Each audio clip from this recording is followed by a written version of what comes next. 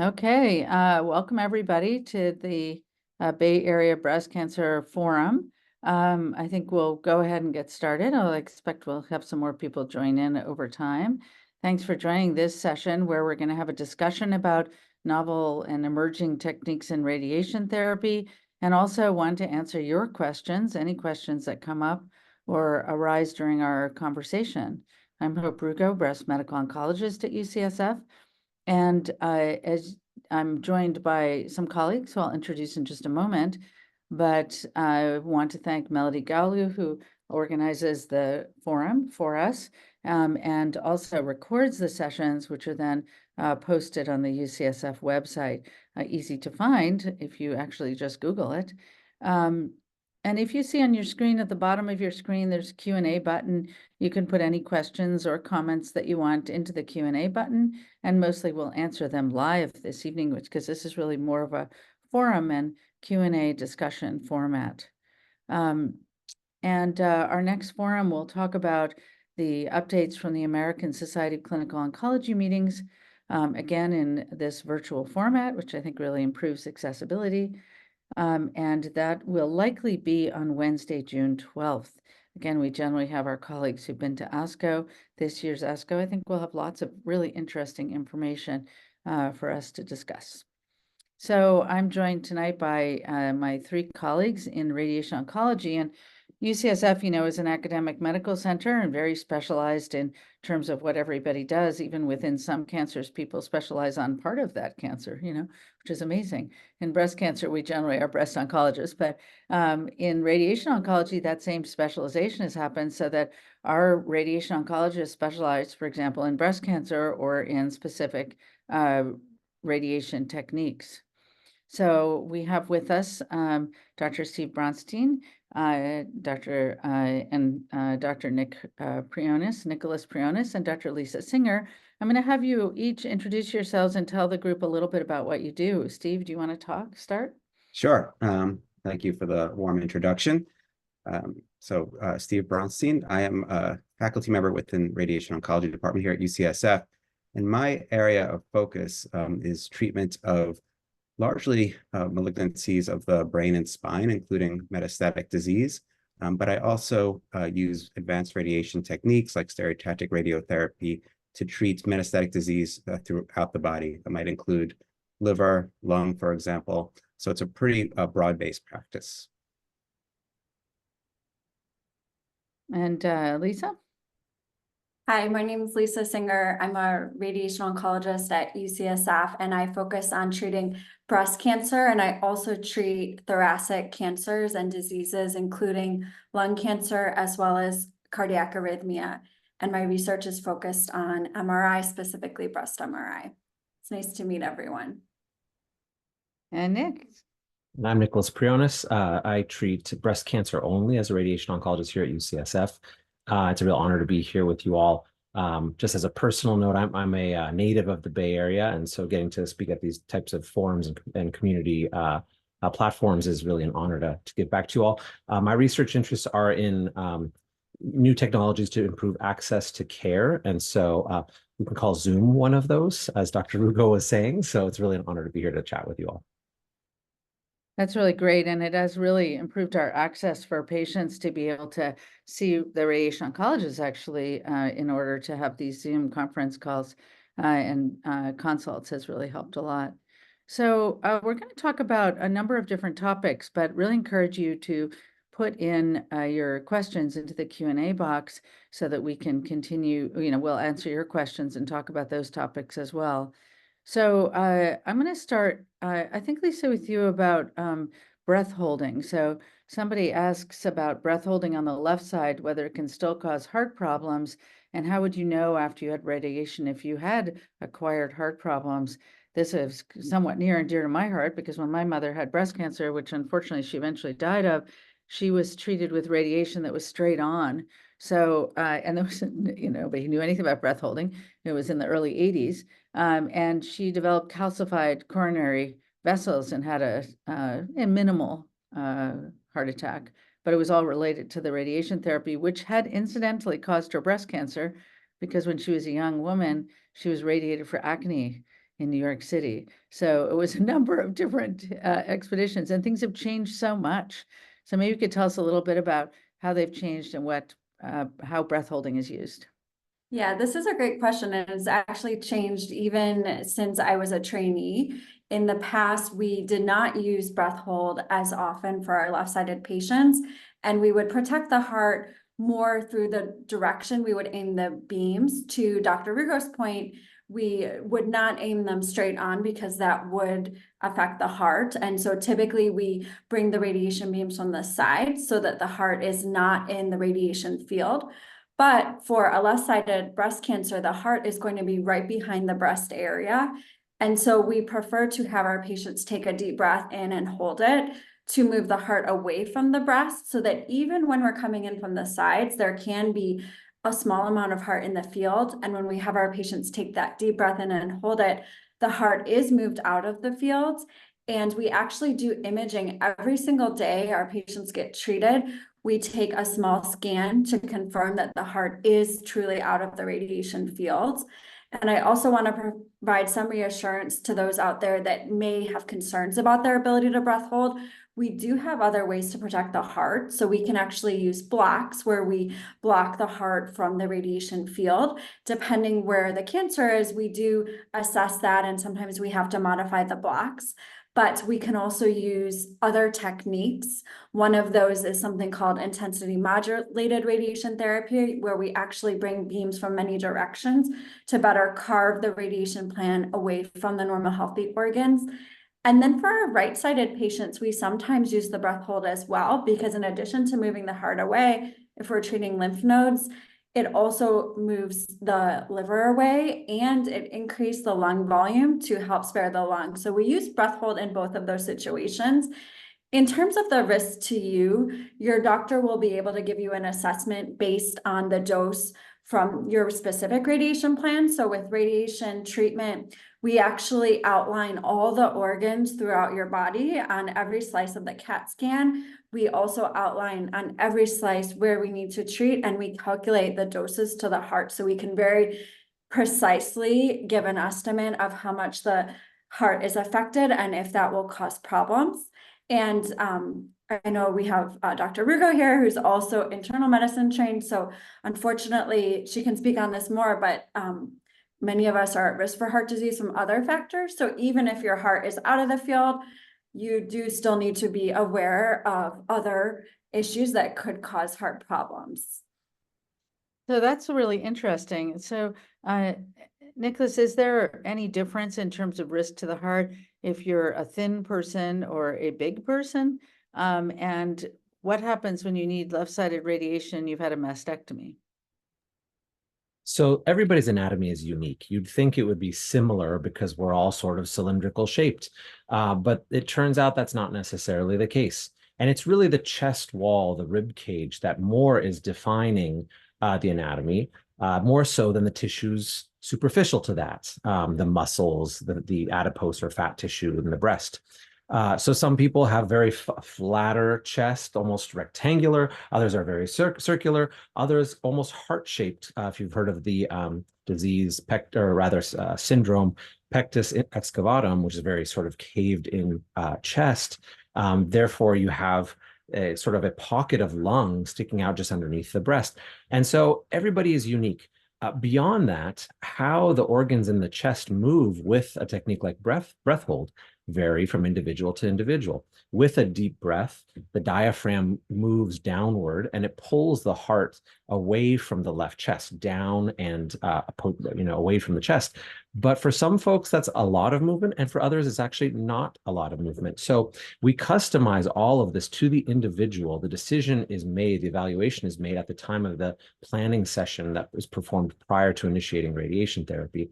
And we customize these decisions on whether a patient benefits from something like breath hold, and how we're going to orient the radiation beams to avoid the heart, how to design blocks, as Dr. Singer mentioned, to avoid the heart, all to the patient's specific anatomy. The factors you mentioned, Dr. Rugo, patient size, BMI, for example, don't necessarily contribute to that. So that's really interesting, I think. And another, I think, question that comes up is, do you follow patients for this afterwards? And what is the risk of other kinds of toxicities like cancers from radiation therapy? And then one of the questions that got dismissed for some reason, I don't know what happened, but was on intraoperative radiation therapy and who is eligible for that type of treatment. So Nicolas, why don't you start with that, and then I'll ask Lisa to comment. With the intraoperative radiotherapy question? And also if you monitor, I mean. Yeah, monitoring. I can ask, yeah. I'll start with the monitoring, and then we can separate out the question about intraoperative radiotherapy. Any treatment for cancer, we're towing this line between trying to treat the diseased tissue and avoid as much healthy tissue as possible, whether it's surgery and a lumpectomy to remove disease, but not more than necessary, or if it's, targeted therapies or chemotherapy to kill the malignant cells and try to not affect the normal cells. Same thing with radiotherapy. So that comes through two main factors: one, geometric, so just how much of the anatomy is being exposed, and then two, the radiation biology of how the radiation works to take advantage of cancer cells not being able to repair the damage we're causing, whereas normal cells can repair it. That being said, though, everything we do has risk. Everything has potential side effects. And in the case of radiation and other treatments, both in the short and the long term. So when it comes to these long-term risks, some things we do monitor for and others less so. For example, if we are treating an individual for a cancer that is near the neck, where the thyroid gland may be exposed to radiation therapy, to the radiation X-rays, that organ is quite sensitive to radiation. And so we may monitor thyroid hormones and blood tests that can tell us early on if there's any impact to the function of the thyroid gland. For things like heart disease, which is what we were talking about a moment ago, we don't use any specific surveillance tests to monitor the heart, but we encourage patients to be following with their primary care doctor for standard blood tests and screening tests for general heart health. So everybody should be seeing a physician, primary care physician, yearly for cholesterol checks and maintaining a healthy BMI, encouraging that we're not having any smoking habits or any other poor health habits. But beyond that, we're not doing any echocardiograms or any cardiac specific tests per se. The other long-term side effect that you mentioned is the risk of developing a cancer that may be induced or associated with the radiation therapy. For starters, this is an extremely rare side effect. It is, and I don't call it a side effect, actually, I call it a risk because we don't expect it per se. We say it's a maybe 1 in 2,000 chance. And frankly, that number is evolving because these radiation-associated cancers develop 10 to 20 years after radiation treatment.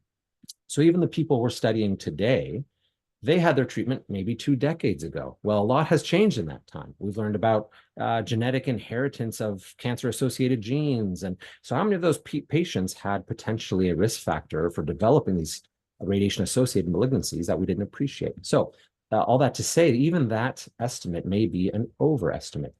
So the way we survey for those types of things is long-term follow-up with your oncologist. And having an appreciation and understanding of one's own body to identify if there's ever a new change, whether that's a visual change to this just under the skin, a palpable change, a lump or a bump, so that can be alerted to the physician and addressed appropriately. But again, these are very, very uncommon, rare risks, especially in the context of the risk of breast cancer recurrence. So when somebody is being recommended radiation therapy, the risk of the breast cancer recurrence far outweighs these much rarer risks. Yeah, thanks. That was really helpful and interesting. I think Lisa and I wrote an editorial on somebody's long-term study on having recurrent, I guess, they were looking at all different kinds of cancers, but a kind of a rare one called angiosarcoma, and it was like 1 in 10,000 or something, I think, in the more recent years, as you pointed out. So it's really made a big difference. I know we're going to talk a little bit about metastatic cancer in a second and come back to early stage disease, but I just wanted to ask you, Lisa, you had some thoughts about IORT, which is intraoperative radiation therapy. One of our surgeons, Michael Alvarado, worked with a company on IORT some years ago that was encouraging, I think, for the smallest, lowest risk cancers, but there hasn't been a lot of development or enthusiasm about that. And I'm curious why and what's going on. This is a great question, and it actually relates to some of the toxicities and advances that Dr. Prionas touched on. Our radiation methods have really evolved even in the last several years. And for most of our patients, we can offer image-guided radiation where we're precisely aiming the radiation beams based on that patient's unique anatomy, calculating the dose to the organs. And when you come in for treatment each day, we're actually reconfirming your setup with imaging on the machine. The intraoperative radiation therapy that Dr. Rugo mentioned has the advantage of being delivered in the operating room, or we actually bring a radiation machine into the operating room. But the downside is that we don't have your pathology available. And in breast cancer, we're really individualizing treatment for every patient. And I see a live question asking about advances in avoiding heart and lung. We really do that by individualizing your treatment. So we try to treat what is going to benefit you and avoid other areas that don't need to be treated. We also map out exactly where is your lung and heart in relation to the breast treatment area. And we have more specialized techniques of aiming the radiation to avoid those areas. With the intraoperative, we don't have the ability to do that. And so due to some of these newer advances, we tend to do more of the adjuvant radiation or afterwards radiation, meaning after your surgery and your recovery, then we do this form of image-guided radiation. So you're generally, is there anybody who you recommend for IRT or do IRT now for? Well, actually, I'm going to turn it over to Dr. Braunstein because this type of radiation is actually used for other cancers as well. And there are some cancers where we can't safely deliver the dose in the afterwards form. But you think that, so for example, in breast cancer, you're not doing IRT much at UCSF? Not in breast cancer, and that's because we can safely access the breast area for the afterwards radiation, but Dr. Braunstein also sees cases where it might be more challenging. Yeah, very briefly, I would just say the advantage of the intraoperative radiation therapy is the direct visualization of your target and the ability to mobilize the tissue in the intraoperative setting. You're not treating so much externally, you're treating in close proximity to your target. And so in a very limited application, we'll use intraoperative radiation quite a bit for retroperitoneal sarcomas, disease in the abdomen, where you can mobilize the bowel, which is very sensitive to radiation, out of the way to treat a target, say a sarcoma on the posterior wall of the abdomen. It works very well in those settings, but I think for the reasons enumerated by Dr. Singer, less frequently used in primary management of localized breast cancer. Really interesting, because it's a technique which had all this, enthusiasm and excitement and big companies working on it. And then, as the, development of new techniques came up, it sort of fell off, which is fascinating, I think, really.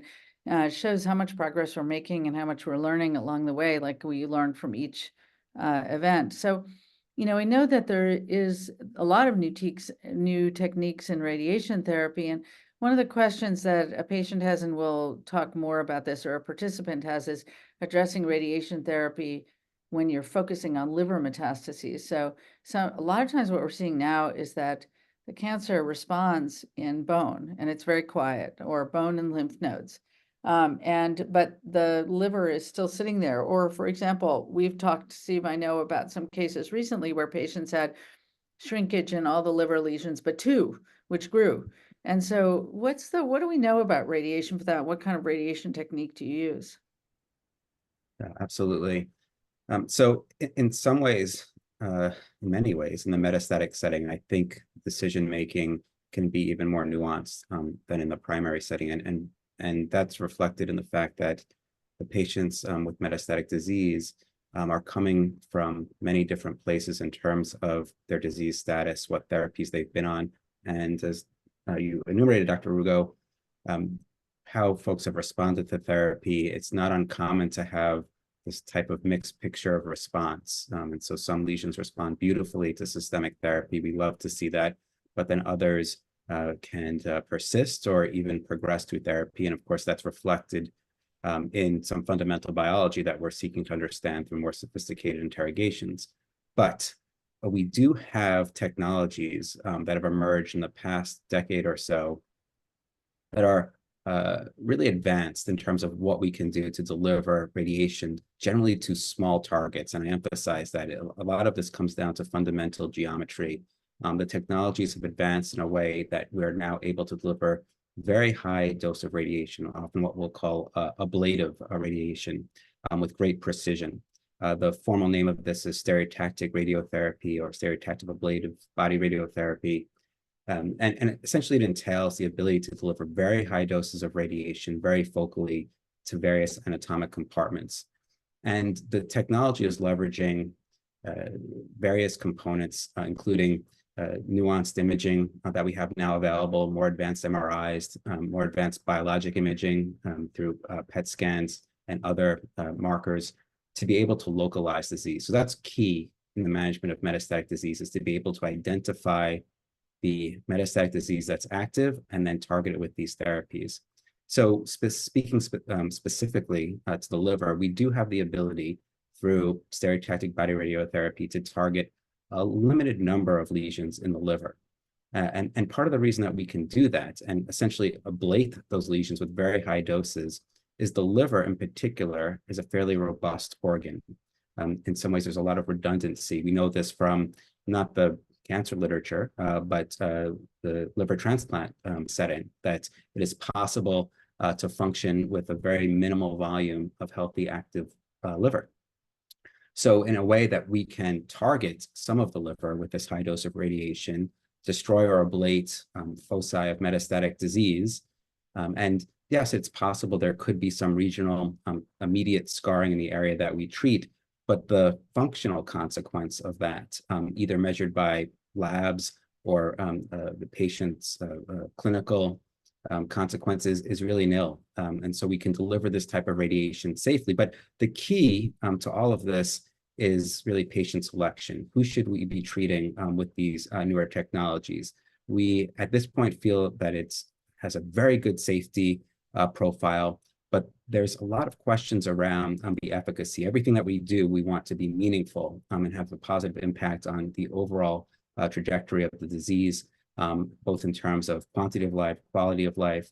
And these questions still remain unanswered in all metastatic patient populations.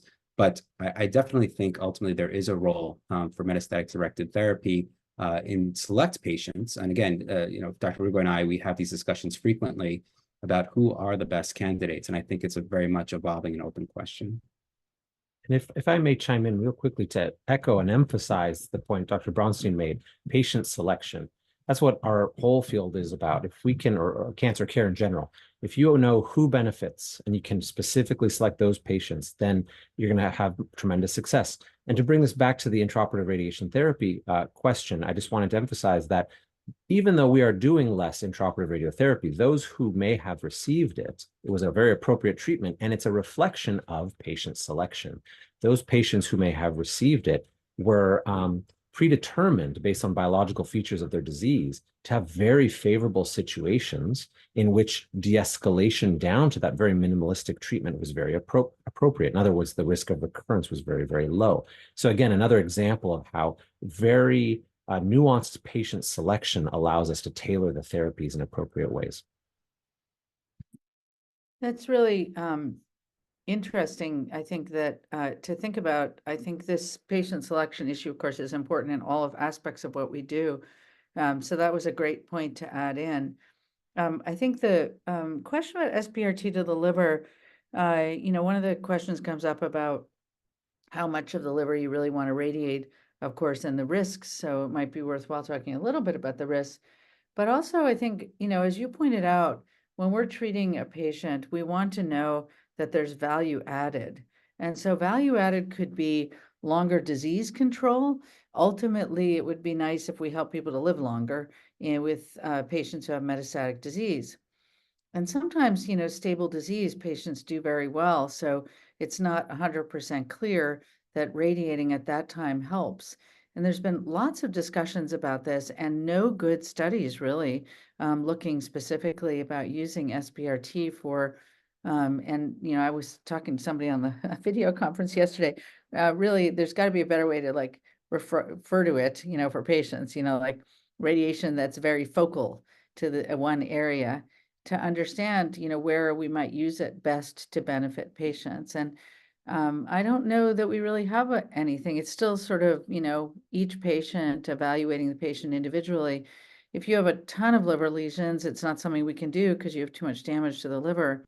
But potentially, if you had, we know that there's evolution of the cancer biologically. And so, hypothetically, you could have some of the tumors that aren't responding anymore, whereas the others are. We just don't know what the benefit is. I don't actually know how we're going to move forward in understanding the benefit either, because it's so selective. I don't know if you have any thoughts about that, Steve, or thoughts about eligibility for that kind of thing. Yeah, so there are a number of studies in various metastatic disease settings, not limited to breast cancer, where this is being studied quite rigorously because it is something I think of critical importance that really can be impactful in a number of settings, as you said, both in terms of controlling the disease in a particular location, but also in some cases managing symptoms or improving quality of life. In some ways, allowing our partner medical oncologists to de-intensify some of their therapy, this notion of having somewhat of a drug holiday at a time just by virtue of reducing the burden of disease in a particular location. So I think like much of what we've done within radiation oncology is very much an empirical science.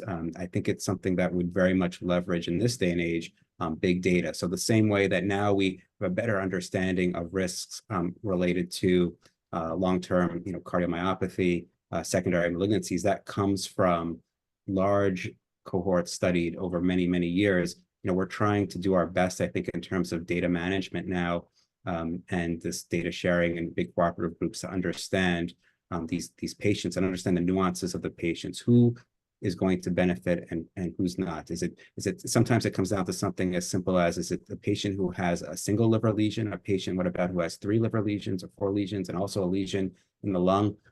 These are the fundamental questions that we need to answer, and we can only do that through studying, I think, large cohorts of patients.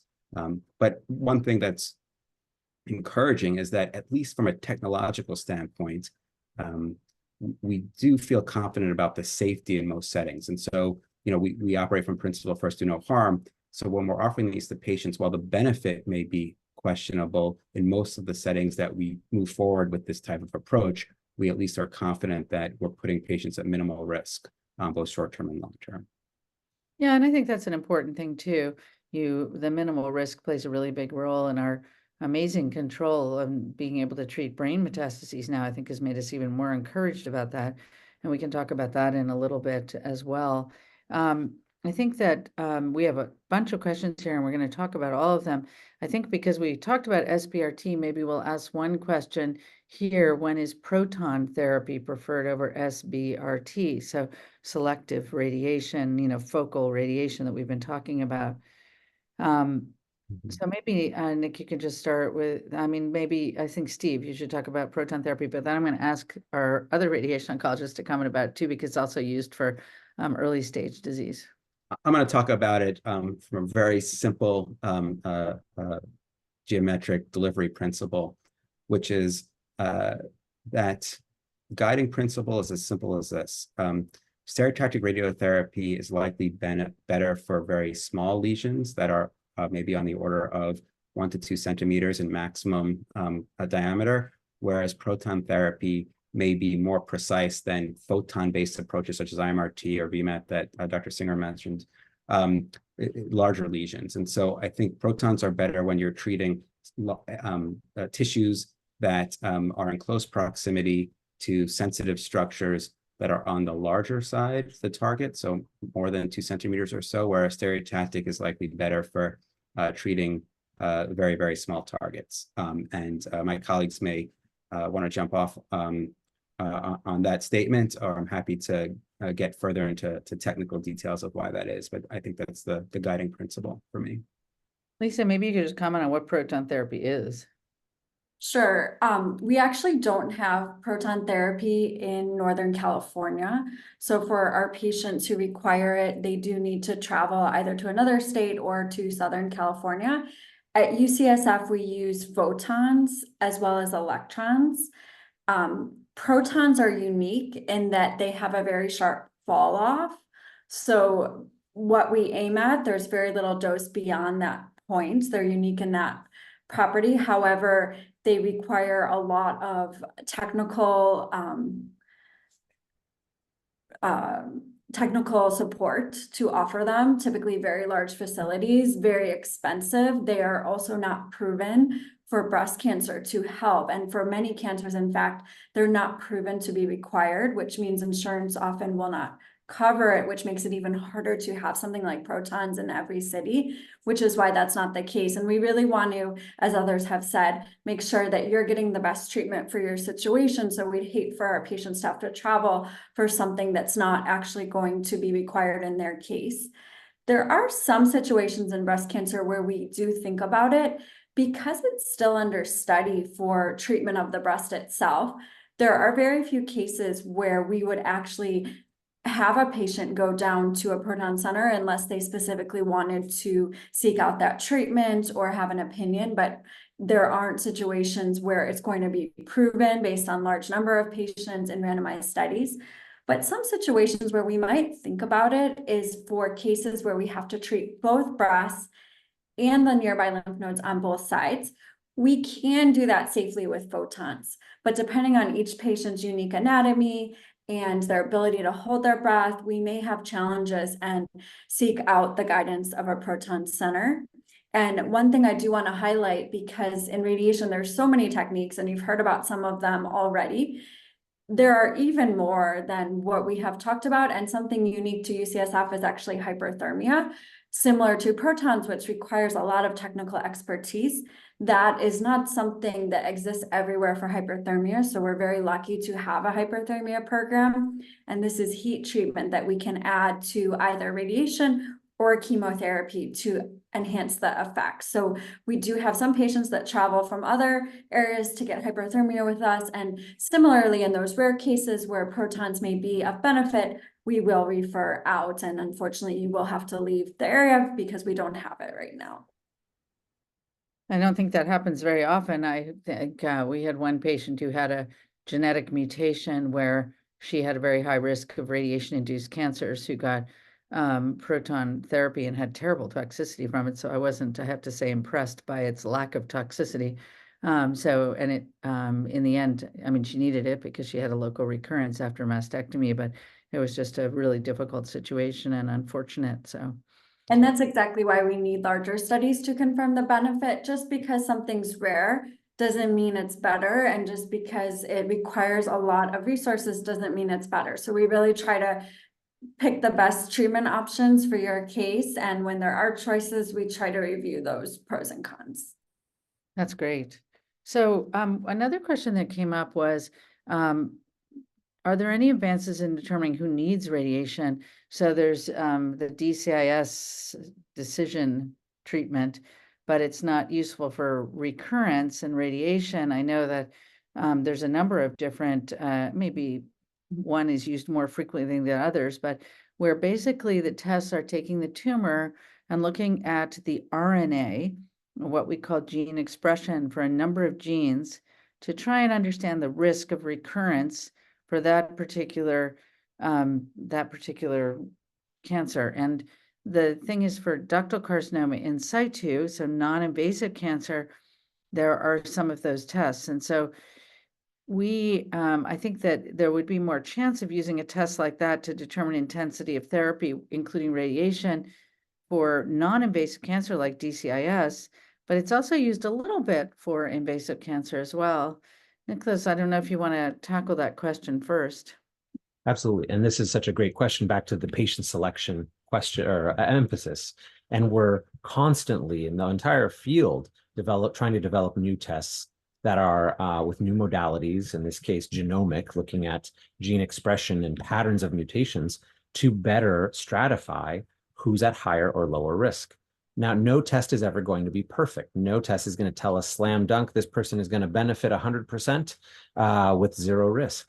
So it's ultimately a conversation of developing tests that allow us to identify who has predicted more benefit than the predicted risk. As was mentioned, a lot of this initially came out of studying ductal carcinoma in situ, because that is, a precancerous stage 0. It's a controversial even naming for this disease. But because of the hypothesis that we are potentially over-treating patients with DCIS, not impacting survival, there was a large thrust towards identifying new tests where we can figure out who truly benefits and who doesn't, so that they could maybe de-escalate or forego therapy entirely. And we continue in that regard to try to minimize over-treatment. So some tests for DCIS, as mentioned in the question, are the Decision RT test developed by Prelude DX. The folks who make the Oncotype test also have an Oncotype DCIS. And they each have their nuances and their proprietary secrets of what their algorithm is that calculates these risk estimates.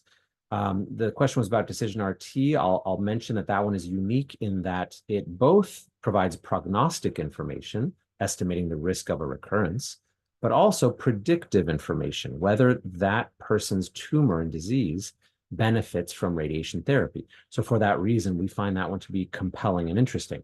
I'll come back to limitations of how we use those in a moment, but moving towards the invasive side, there are folks trying to develop tests to do the same thing for early stage invasive breast cancer.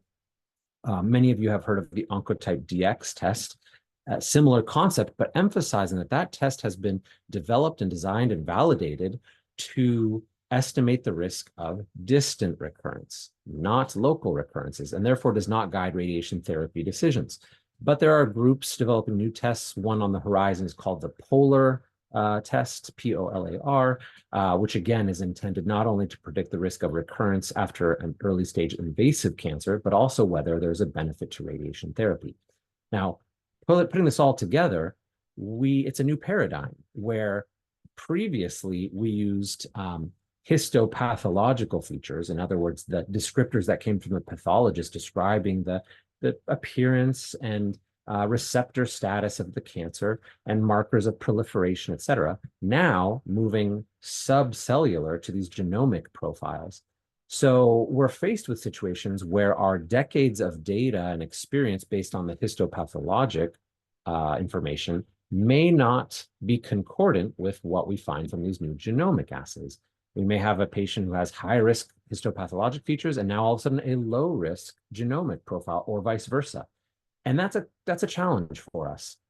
So we have to lean on our many decades of experience and knowledge from the prior risk stratification, if you will, and take these new tests with a grain of salt until they are more validated.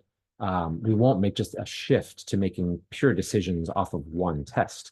That's going to take time exploring these assays in new cohorts of patients and new validation studies. Yeah, it's really interesting because, we use those tests now to try and decide about the benefit of chemotherapy. And we're trying to, use the tests, although it's still imperfect, to try and decide who needs longer endocrine therapy versus shorter.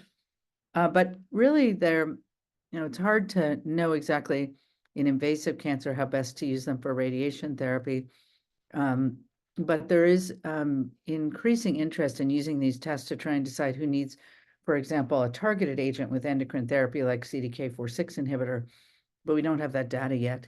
So it is an interesting question, and particularly interesting for DCIS, where you could potentially monitor and use endocrine therapy, but not perfect, as you pointed out. You have to use the combination. And we see this a lot in breast oncology, where we'll see a tumor that looks like it should have chemo, and then the score comes back low, and then we're trying to balance this discordance between what the cancer is telling us from looking at it under the microscope and what it looks like in this RNA or gene expression. So let's switch over a little bit and talk about some of the side effects of radiation. One of our listeners asks about managing the side effects of radiation, and she herself comments that she's had lymphedema in her breast, which resolved with massage, cording, which improved with massage, fibrosis, which requires constant work to prevent range of motion limitation. And she wonders if the pain and these symptoms will resolve.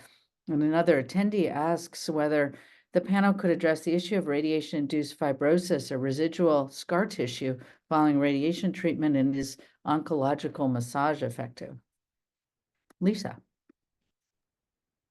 Side effects can be difficult to predict for any individual patient, so we usually try to review the most common, and there are, of course, always rare side effects. For most patients, the more common side effects of breast radiation will be fatigue, sunburn like rash during the treatment, and we typically will give you creams to use during your treatment to help with that. And then in the long term, you can have permanent tanning in the breast area, and definitely you can have changes in the breast texture, but other long-term side effects are much rarer. And I know Dr. Prionas talked about the second cancer, 1 to 2 in 1,000, very rare. Fibrosis is hardening of the tissue, and it can actually happen in any of the normal organs that are in the radiation field. And that's part of the reason we do try to customize your radiation field to your risk and your individual disease. So if we don't need to treat the lymph nodes, then we will lean against that, because there's other normal organs that will be in the field if we add in other lymph node regions. In terms of fibrosis, the massage is a common treatment, and we typically will refer our patients to physical therapy. Depending on the specific area of fibrosis, we sometimes consider other medications such as pentoxifylline or vitamin E. But it really depends on your specific situation and the organ involved. But if you are worried about side effects, you can always contact your radiation doctor, and they'll typically want to see you back and look at exactly where's the side effect. And then they'll examine their radiation field to see if it correlates, because if it's not from the radiation, the treatment may actually be very different and it might be a different cause. So I'll ask a question about that, because one of the things I tell patients is that radiation is the gift that keeps on giving. And we know that depending on the tissue type that you do the radiation, we do chemo and it clears, eventually your nails grow out, your hair grows back, et cetera, your counts are okay. But with radiation, we can see ongoing inflammation for a long time. I don't know the data on how long that lasts. I mean, certainly some tissues like brain might be even more sensitive, and lung, than other tissues like the breast and chest wall. But what can people do about that? I think one of the questions that always comes up is, if you do massage early, do you avoid any of that fibrosis and scarring? Because certainly you can improve the cording that occurs under your arm. And is there a way to avoid lymphedema from radiation? The panel, anyone? I'll take the lymphedema question. The risk of arm swelling, which is lymphedema, as Dr. Rugo was referring to, is really driven by the surgery and the number of lymph nodes removed. And that's why that number has changed over the years. Some patients, depending on their disease, may still need multiple lymph nodes removed, and your surgeon will discuss that with you. But in many cases, the surgeon can do a sentinel node biopsy. Instead of taking all the lymph nodes under the arm, they'll take the lymph node that's draining the breast tumor, and that reduces the risk of lymphedema. Radiation, when we do have to treat the lymph nodes, can add a very small amount on top of that, but it's mainly driven by the surgery. And if we don't need to treat the lymph nodes, we won't, because that just adds more side effects, not just the underarm and lymphedema risk, but then there's just more skin in the field, there's more other tissues. So we really try to minimize. But if you are worried about lymphedema, we can refer you to physical therapy to have your arm fit for a compression sleeve, and you can discuss with a physical therapist using that earlier. Nicolas? Yeah, all of the treatments we give have risk. It's my favorite thing to say. Everything we do has risk, and I never take that lightly. Even if we may give you some statistics around how likely it is or not, if you're the one person who gets it, that's all that matters. So chemo, surgery, radiation all have their own risks, and they're on top of each other sometimes. So with regards to the fibrosis question, how much tightness for fibrosis is from surgical scar tissue versus from radiation fibrosis? It, in some cases, can be tough to identify. That being said, I'm a big believer in physical therapy for patients who are undergoing breast cancer therapy, both initially and as a long-term habit, because if anyone's had a sports injury, physical therapy is a long-term dedication. It's not a one-time quick fix. So I really preach these as interventions that are part of a daily routine more than anything else. But ultimately, unfortunately, we do not have great tests to predict who will have more or less side effects, fibrosis in particular. So the best way to minimize the side effects are to minimize the treatment. That comes back to patient selection. I think all of us, but I'll speak for myself. I love telling people they don't need radiation treatment because I can tell them you will have 0 radiation side effects. But if not that, then identifying appropriate situations in which it is safe to de-escalate, to treat less of the body or use lower doses, or coming up with techniques like the breath hold or technologies that minimize total tissue exposure and tissue toxicities. That being said, for the folks who are asking about the symptoms they may be having, first off, I'm sorry you're experiencing these things. And as Dr. Singer said, please do reach out to your radiation oncologist to ask about any recommendations. But physical therapy is highly recommended and supported. It doesn't have to be with a physical therapist per se. It can be at home by yourself and escalated to through a referral to a specialist. And I think that one of the things one of my patients said to me today is, even if I have one visit and I get lessons about what to do, I can do some of it at home. For lymphedema, there are new approaches that have been effective for some of my patients. I think, we've had these pumps for a while, but it seems like they're a little bit more accessible now. But, sometimes you just can't avoid the risk of lymphedema because of extent of disease or need for, trying to radiate more of the areas of the nodes that were involved. But we now have, and some people, like I've had patients who've had previous radiation node dissections and then have a recurrence under their arm, and then we're really stuck with, big risk.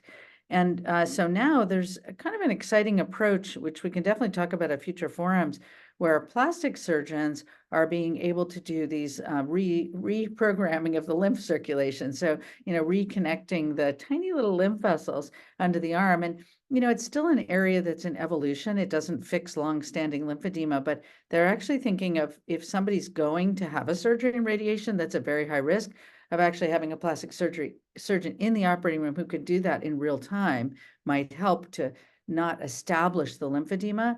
I've had one patient who had a surgery who had long-standing lymphedema, and it's about 25% better, maybe 30% better, which made a big difference to her. So I think that I'm excited about that as a way to try and manage the prevention approach, which I think, of course, is really important. And, other organs also can have late toxicity from radiation. Certainly we do see the scarring, particularly in patients who have, implants, et cetera, where you get these capsule formation that's late. Steve, what's your thought on the timing for this kind of side effect? Like, how late can radiation side effects be seen? Yeah, so as you said, it is the gift that keeps on giving, in the sense that you can see changes relatively late. It's been really evolving over time, and I say this in a very hopeful way. As someone who treats patients with advanced and metastatic cancer, we now see survivors who have, stage 4 high burden disease, multi-organ involvement, that are 2, 3, 4 years out from treatment, on various forms of systemic therapies, radiation therapies, other therapies. And it's in this group, and at this point, relatively anecdotal, but have taken care of a number of patients who've had evolving, what I would call late side effects or late changes. Not all of the changes that we see on imaging. So we can see something simply put as different on the imaging. You're getting body imaging, brain imaging, and you can see changes on that imaging that may not confer any symptoms or any toxicity per se, but just represents some type of change in the appearance reflected in the actual biology of that particular tissue or that organ. Short answer is seen it 4 or 5 years out in some cases, where there may have been a treatment, the area shows a response, is quiescent for 2 or 3 years, and then imaging done in year 4, we see some changes. And we struggle with that quite a bit, frankly, because it's nebulous. We don't always know what that represents, even if a patient's asymptomatic. And of course, we're very concerned if this might represent some form of recurrent disease. there are techniques we can use, some advanced imaging, sometimes tissue acquisition, rebiopsy, to help determine that. But the bottom line is we see changes very late, and I think it's reflective of a biology, especially evolution of fibrosis, that can be a program that occurs on that order of magnitude and time scale of years.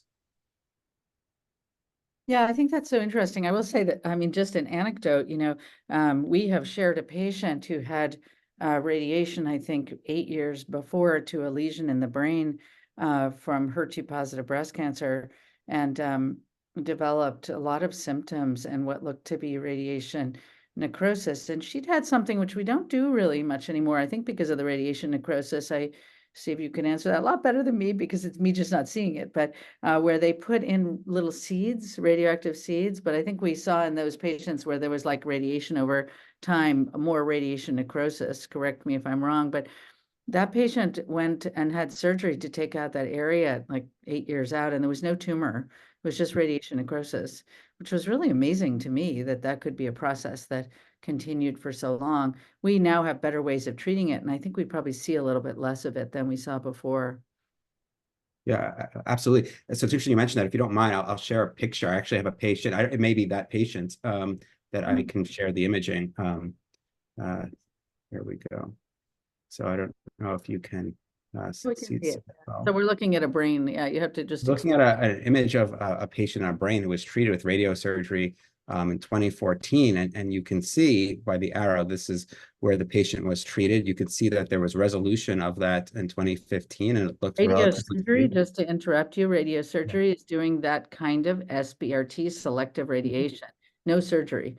No surgery for a very small target, high dose ablative radiation to this target, following the patient with serial imaging over time. And then you can see here, we're 5 years out, or 4 or 5 years out, that there is some change that we see on imaging in this area that was treated.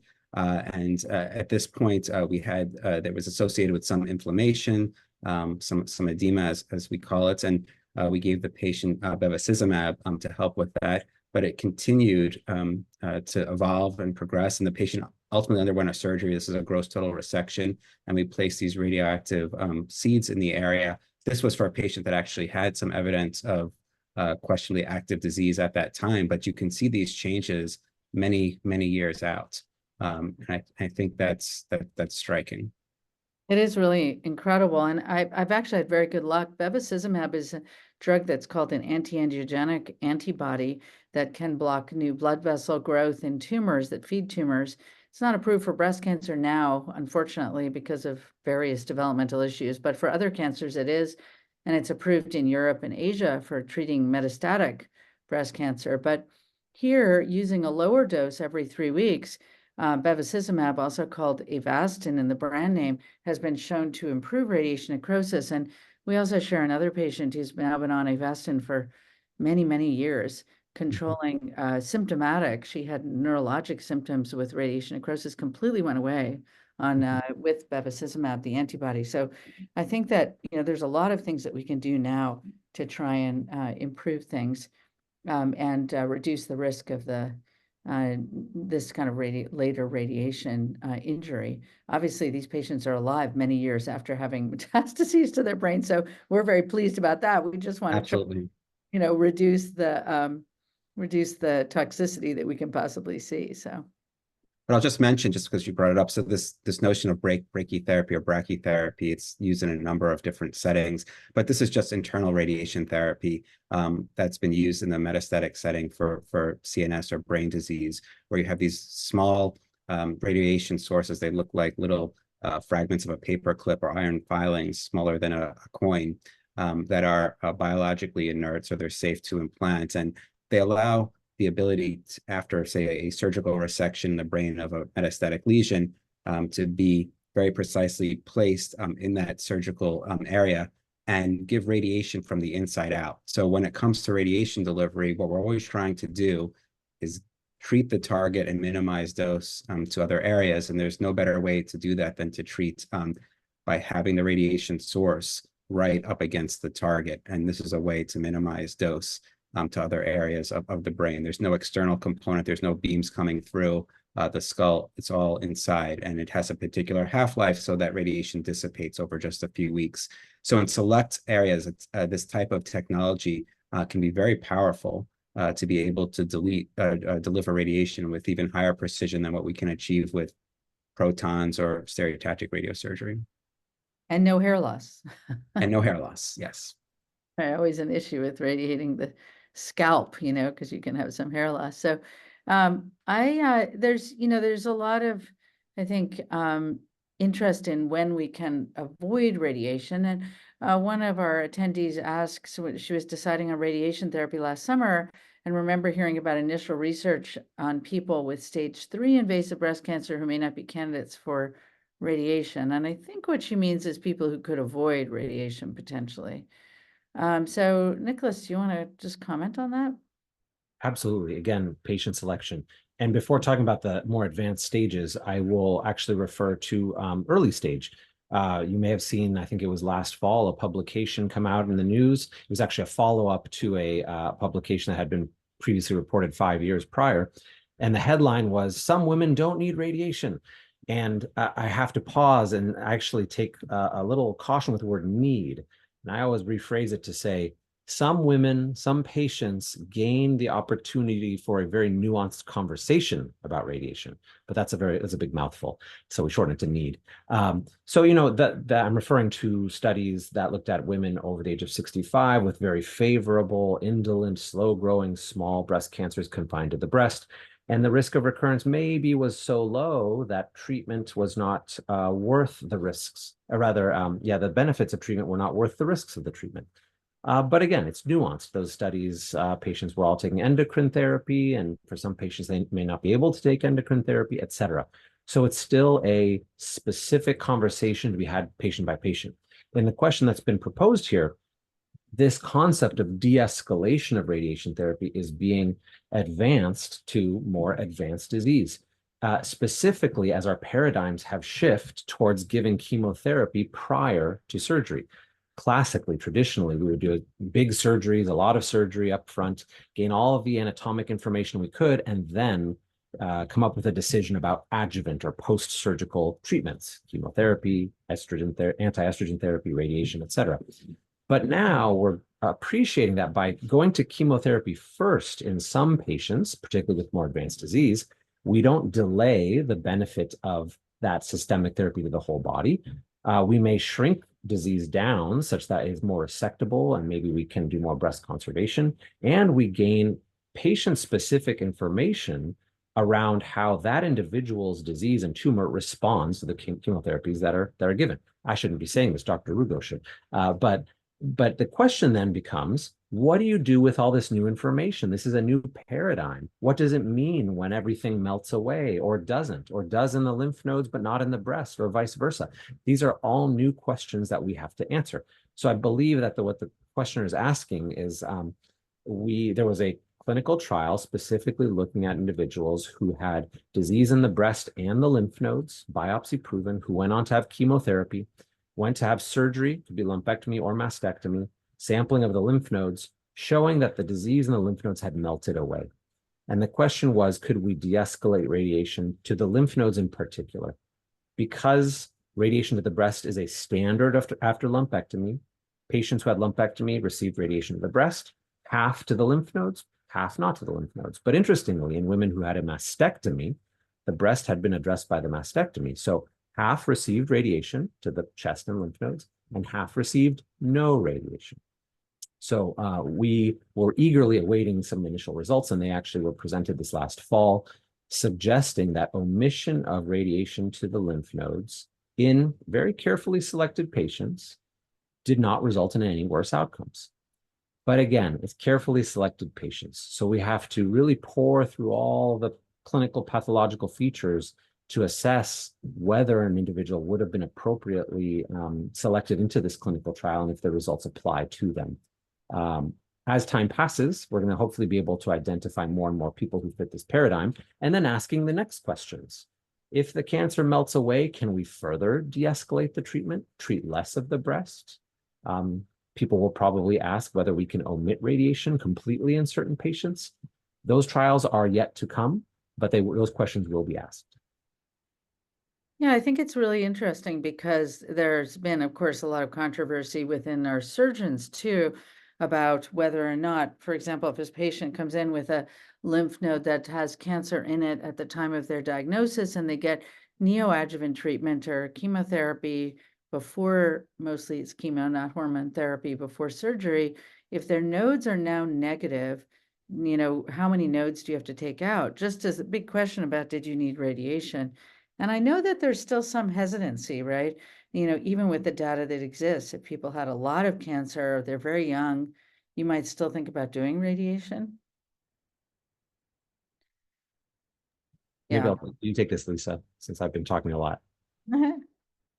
Yeah, the study that Dr. Prionas discussed was for patients with stage 3, but with not as advanced involvement of the lymph nodes. And so for our patients with more advanced lymph node involvement, even if the disease clears at the time of surgery, we don't have evidence that the radiation can be avoided. And typically not all the lymph nodes have been examined in those cases by the surgery, because when our patients have lymph nodes above the collarbone and along the breastbone, usually those are areas where the surgery can't take those lymph nodes out. So even if the surgical results show a great response, we typically don't feel as comfortable omitting radiation completely, because we know from older studies there's a benefit. And then the study that Dr. Prionas discussed, those cases wouldn't have been eligible. So we really try to think about each case and which studies apply, and we want to make sure we offer our patients what's going to benefit them the most, especially when there's unknown data. That's really helpful and interesting. Another question that's in the Q&A here is that somebody thought proton therapy could be used for leptomeningeal disease. And I'll send that to Steve. But leptomeningeal disease is a really difficult complication of advanced cancers where the cancer cells are living on the lining of the brain and spinal cord. It can be quite hard to treat. Steve. Yes, all right. I'm going back to the slides again, if you'll indulge me. Just to get a sense of the spectrum of presentation of brain disease shown from left to the right, there may be sort of a single discrete lesion that you can see there. It's well circumscribed. There may be a situation where there's just a few small lesions that appear here bright. But then there is this more diffuse presentation of disease, what we would call leptomeningeal disease, where there's essentially a coating of all the surfaces of the brain, and it can include the spine as well, as they're contained within a single compartment. That's a very concerning presentation of disease, as it carries a very guarded prognosis just due to the burden of the disease and how critical brain and spine function are. And so, you know, historically, and certainly Dr. Rugo can speak to this, I think there were somewhat limited options available to patients that were presenting with these very overt disease burdens in the leptomeningeal spaces. But there was, at least recently, a somewhat provocative study looking at trying to treat the entirety of that brain and spine compartment with the goal of reducing the burden of that disease, generally with doses that are not as aggressive as what we would treat a single metastatic lesion with the stereotactic approach. I would consider them to be hypofractionated, meaning just a few fractions of slightly more gentle radiation, but enough that in that study there seems to be an impact in actually disease control and overall survival. That particular study had employed proton-based radiation to treat the entire brain and spine. I think it was a good application of proton-based radiation versus just treating focally just the brain or a part of the brain. So that study was fairly provocative, but just as way of another image here, this is what we're talking about. Comment on one thing, just that lesions generally mean tumors, just for the audience to understand. Sorry, go ahead. Yes, discrete tumors. So, and this becomes more common in the lexicon of metastatic disease because we're referring to the individual number of tumors, often as lesions. So this is showing in a side view, what we call a sagittal view, a patient looking at their brain and spine compartment. So you can see it's cut off at the top, but their brain compartment here, and then it's connected to the spine. And the entire brain and spine is surrounded by this fibrous tissue we call the dura connective tissue, and there's fluid that flows around. And that fluid is a cerebral spinal fluid, and that can actually be a conduit, a means for tumor cells to potentially spread and disseminate in the compartment. And again, that can be a challenge. I didn't say it explicitly, but at least historically, most traditional chemotherapeutic agents don't really access that space. So you have these agents that you might give intravenously, and they can work very well systemically in most of the body, but they don't, we say, penetrate or get into this brain and spine compartment well. So it can be, we use the word sometimes, a sanctuary space, or a space that's very conducive for tumor cells to grow and proliferate. So in any event, for these patients who might have this leptomeningeal disease, a very advanced form of brain and spine metastatic disease, what proton therapy can do is treat that entire compartment, and it can do it in a way that gives less dose to other parts of the body. I was saying before that a benefit of proton-based radiation, might be very good at treating large target areas. And that might be something like this, a brain and spine. It's a relatively large part of a human being. When you see these two pictures side by side, and you see this dose represented by this rainbow color wash, you can imagine a beam coming from the back to treat the spine, to treat the brain. As Dr. Singer has said before, this notion of fall off, that the protons really don't push through tissue. They don't have what we call a large exit dose. In this patient who's treated with protons, you can see very little dose coming to the organs, the liver, the heart, the bowel, because the dose is really just focused on the spine here. Whereas if we try traditional radiation techniques, you can see the concentration of doses in the target compartment, but less so in these organs, but still getting more dose than with protons, which is near zero dose. So that was a little technical deep dive, but the bottom line is protons may have a role specifically in treating leptomeningeal disease. And I think this is a very rich area of investigation right now. It's so complicated, and but a big, very, very interesting. I mean, think if you could treat or maybe understand who is at risk, that would also be one area of intervention. So really very interesting.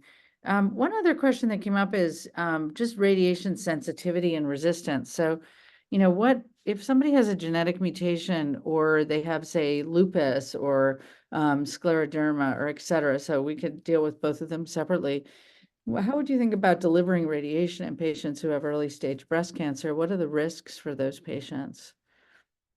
Who wants to start? I'll go. Okay. So we are very conservative. I'll start there. So we are always cautious and conscientious and fearful of causing harm. Do no harm, right?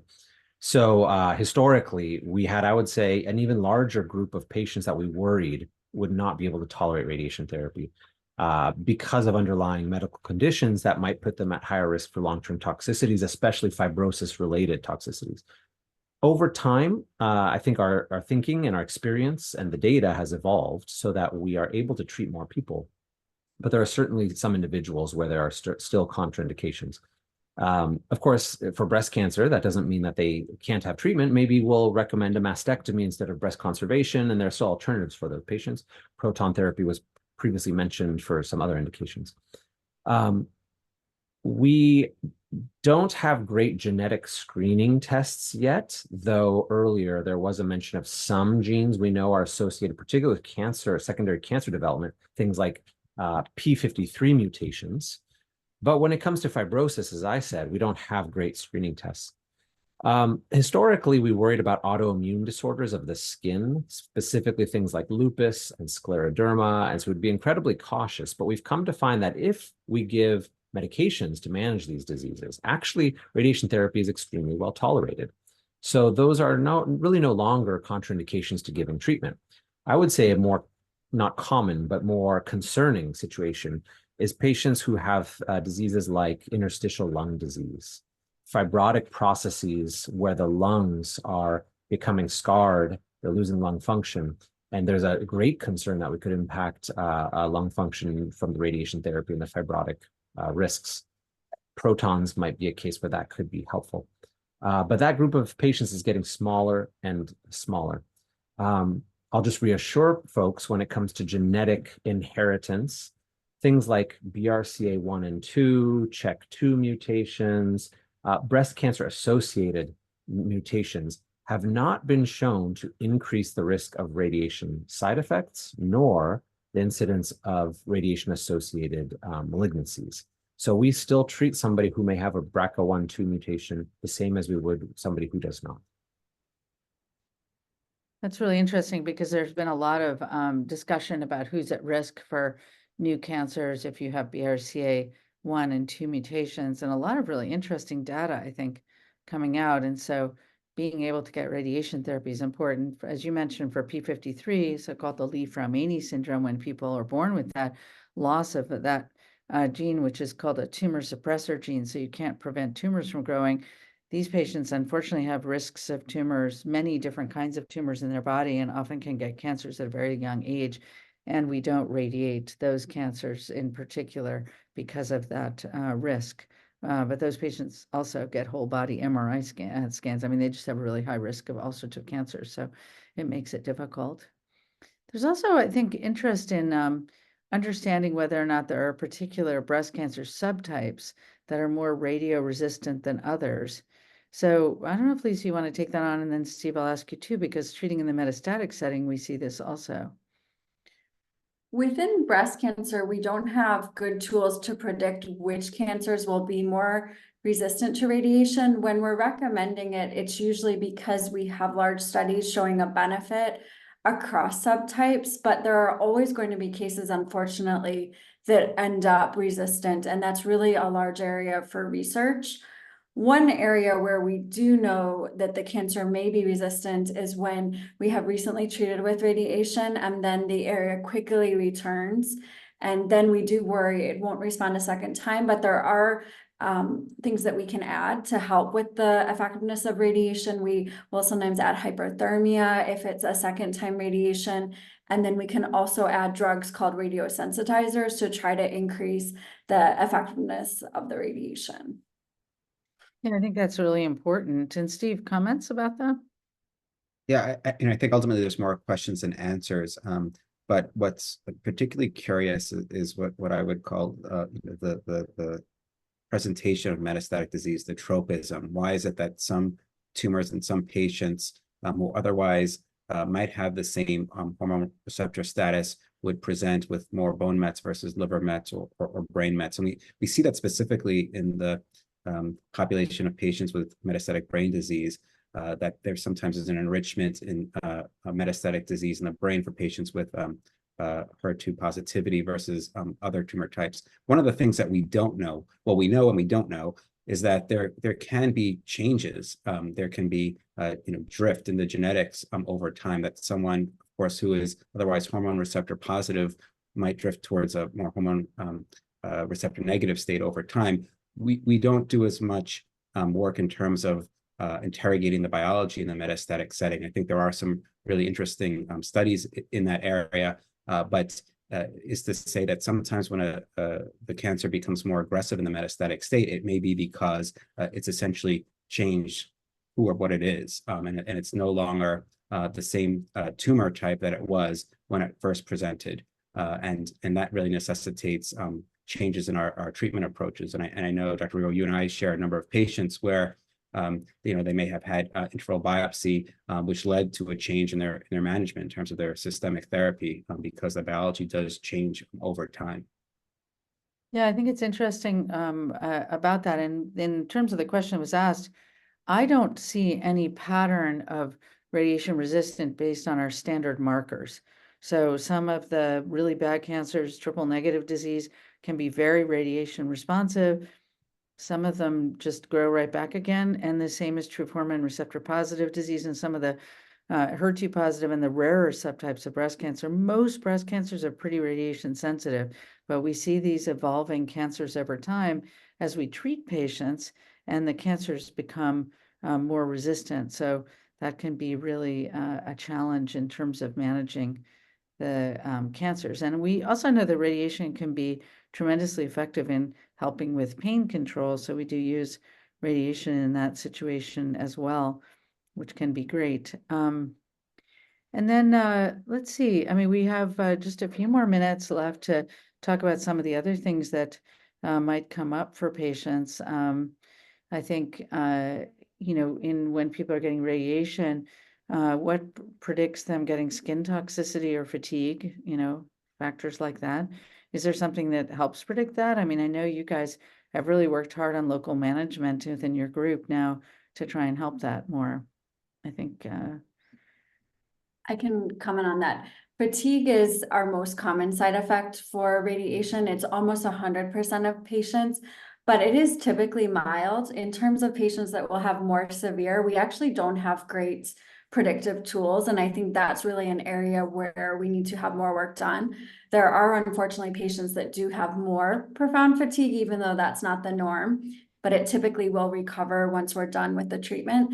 And then the sunburn-like rash is also another really common risk for radiation when we're treating the whole breast or the whole chest wall. We are sometimes able to do these more pinpoint radiation treatments where we're just treating the area of the surgery. And in those cases, we may actually be able to spare the skin and you might not have that sunburn-like rash, but it does also typically improve once we're done. that's, yeah. Any other comments? There are so many variables that go into the degree of skin side effects. The ones that are more patient dependent, in other words, somebody's own physiology and how they react to radiation, is where we have the least predictive ability. But we have made huge improvements in the things that are in our control, technique factors, volume of the body being treated, et cetera. So, for example, as we have shifted largely from small amounts of radiation over a large number of treatments to what is called hypofractionation, a slightly larger amount per day over fewer days, multiple clinical trials have shown that in general, you get less skin toxicity. So that's one technique. Again, patient selection to ask, when can we just treat less of the body? If you treat less of the body and less of the skin, you get less skin toxicity. So that's an important advancement to question when we can de-escalate from treating the breast and the lymph nodes to just the breast or just part of the breast. And then I'll give a specific technical example in the post-mastectomy setting. Historically, for many decades, we were concerned about the risk of disease in the very, very thin tissues just under the surface of the skin. And because modern radiation therapy with high energy X-rays is designed to actually have a skin sparing effect such that you can treat at depth, you have to undo that skin sparing by putting a synthetic material over the person's chest to basically bring the radiation dose up to the skin, which of course would cause more skin toxicity. So a couple of years ago, that practice was put into question, and a big retrospective review looked at the risk of recurrence with and without the use of this synthetic material, as well as the toxicity. As you'd imagine, if you did not use it, toxicity was much lower. But it turned out recurrence rates were no different, except for patients in whom disease had invaded the skin. So that was, really important for us. We've evolved our practice now such that the use of this synthetic material called bolus is not our default in the treatment of post-mastectomy radiotherapy. Instead, it is, I would say, the exception for patients in whom the disease has invaded the skin, has dermal invasion. And that makes a huge, huge difference in the experience.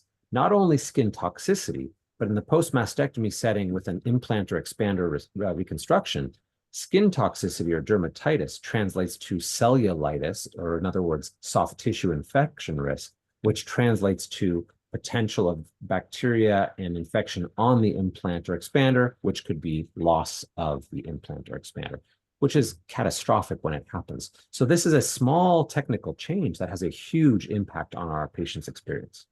I just want to add one small detail because some of you may have had that material that didn't have skin invasion. a lot of our radiation techniques actually spare the skin and the first few millimeters right below the skin. So if we're worried that you may have cancer cells right below the skin, even if you didn't have skin invasion, we may recommend the material, but usually we're able to use it just for a portion of your treatment and not the full course. And as Dr. Prionas said, in the older days, we would use it for everyone for much longer time periods.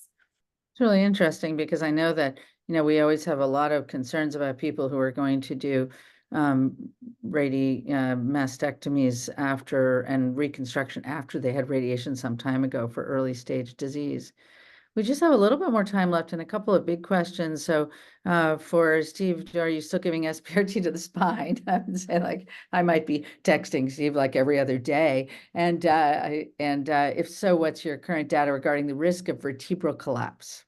Yeah, so absolutely. So I think it's increasingly used in all settings now, stereotactic bioradiotherapy to the spine, in part because there's, especially for patients who have limited volume of disease or symptomatic disease, there's studies that demonstrate there's a more rapid symptomatic response, so faster palliation of symptoms with stereotactic approaches, that higher dose to very small target volumes, and also that it can be more durable.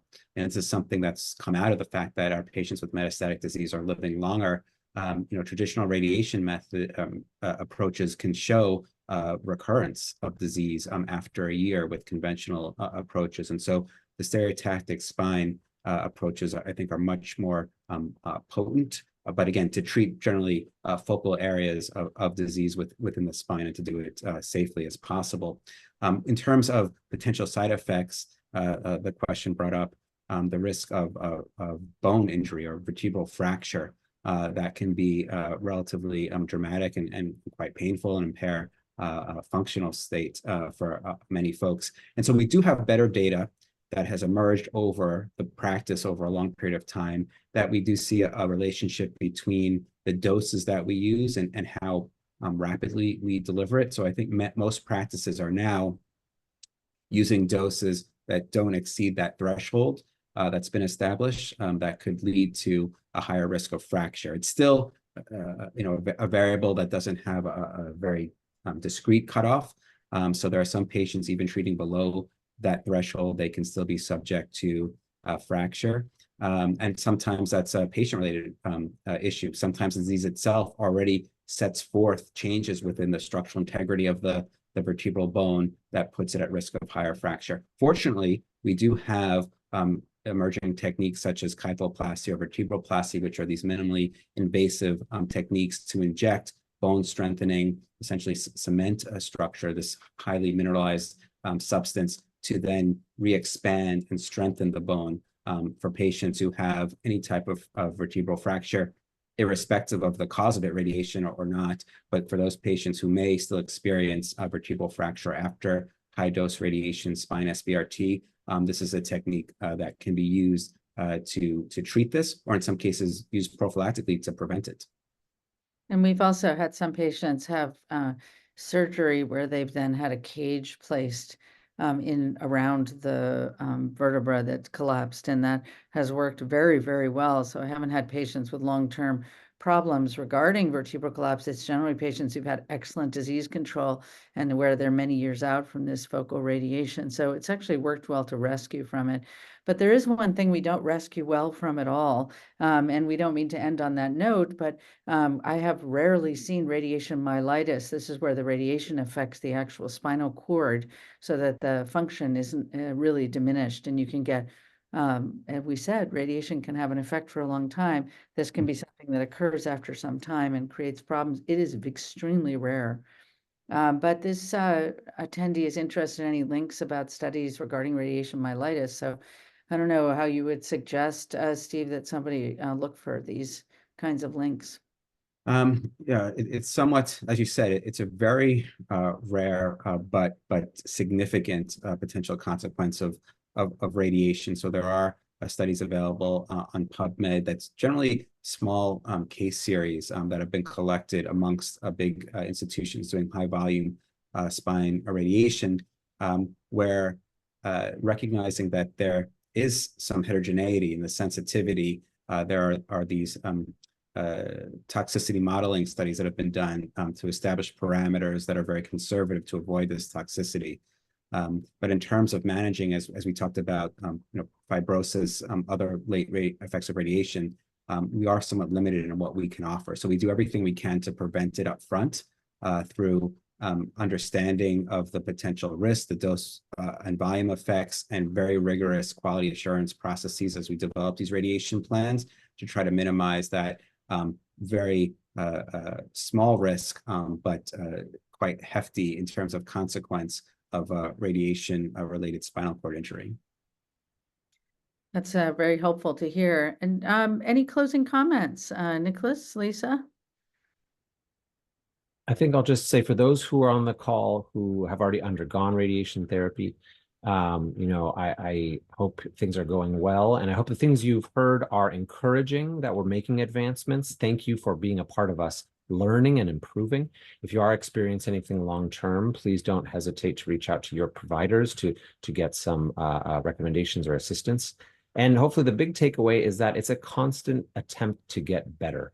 We're trying to find new ways to have less toxicity, avoid treatment when it's appropriate, and just be a better. That's a constantly moving target. Lisa? I agree with Dr. Prionas, and I just want to add that if we do recommend radiation, we don't take this recommendation lightly, and we really are only recommending it if we really think it's going to benefit your breast cancer. And even though many of these side effects are rare, we do unfortunately see even something that's 1 in 1,000, it can always happen. And so there's also a need to really develop new treatments for some of these side effects as well.